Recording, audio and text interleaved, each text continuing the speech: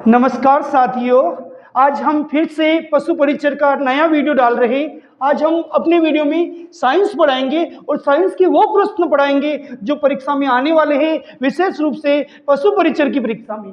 आज का पहला प्रश्न है, टिबिया नामक हड्डी कहाँ पाई जाती है? टिबिया नामक हड्डी कहाँ पाई जाती है? अब 5 ऑप्शन आपके सामने हैं। पहला लिख रखा है जांघ में, दूसरा है गले में, तीसरा है सिर में, चौथा है टांगों में, पांचवा है इनमें से कोई नहीं। तो इसका आंसर होगा टांगों में।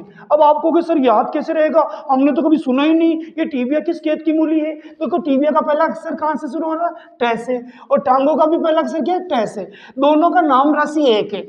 इस टिबिया का भी अक्षर टी से और इसका टा से, यानी दोनों के अक्षर से पता चल रहा है। पहले अक्षर का मिलान कर दीजिए, आराम से आपको याद हो जाएगा कि टिबिया नामक हड्डी टांगों में पाई जाती है।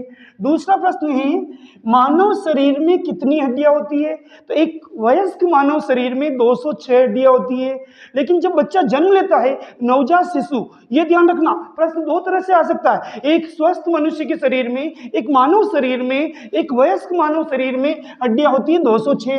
लेकिन इसी प्रश्न को घुमा फिरा के पूछ लेते, एक नवजात शिशु में हड्डियां कितनी होती है? वो ध्यान रखना, वो होती है 300। फिर से बोल रहा हूं, नवजात शिशु में 300 और मानव शरीर में हड्डियां होती है 206। आज का तीसरा प्रश्न, मानव शरीर में रक्त की मात्रा होती है, ब्लड की मात्रा होती है, रुधिर की मात्रा होती है, कितनी होती है? 5 लीटर से 6 लीटर। कोई सा भी मनुष्य हो, उसका वजन कितना भी हो, खून की मात्रा होनी चाहिए कम से कम 5 लीटर, अधिकतम 6 लीटर। 6 लीटर से ज्यादा है तो उसको रक्तदान करना चाहिए, और 5 लीटर से कम है तो उसको हरी सब्जियां खानी चाहिए। हीमोग्लोबिन की मात्रा कम आ जाती है। तो मानव शरीर में रक्त की मात्रा होती है 5 लीटर से 6 लीटर। एक स्वस्थ मनुष्य का हृदय, अगला प्रश्न, एक स्वस्थ मनुष्य का हृदय कितनी बार धड़कता है?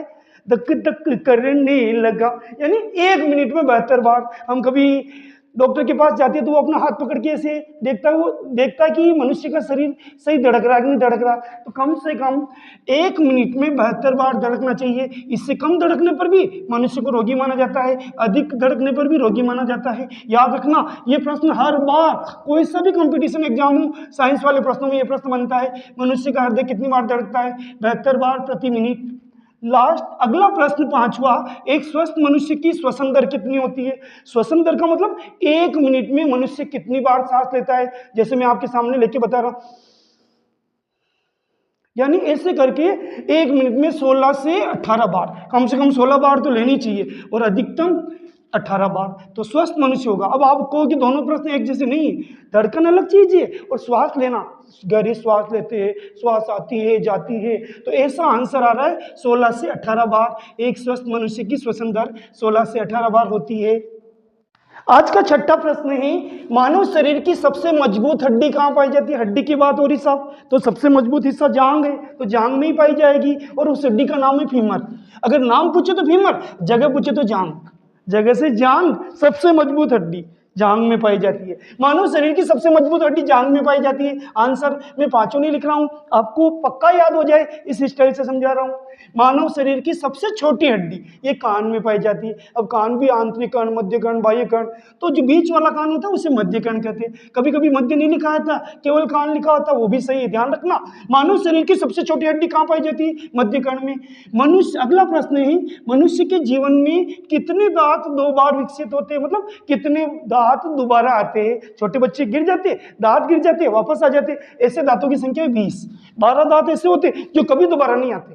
तो मनुष्य के जीवन में कितने दांत 2 बार विकसित होते हैं? कितनी बार आते हैं? 2 बार आते हैं। तो 20 दांत, 20 दांत होते हैं ना, टीथ, वो 2 बार आते हैं छोटे बच्चों के। अपने नहीं हुआ, मेरी उम्र वालों के तो गिरने के बाद बोखले हो जाते हैं।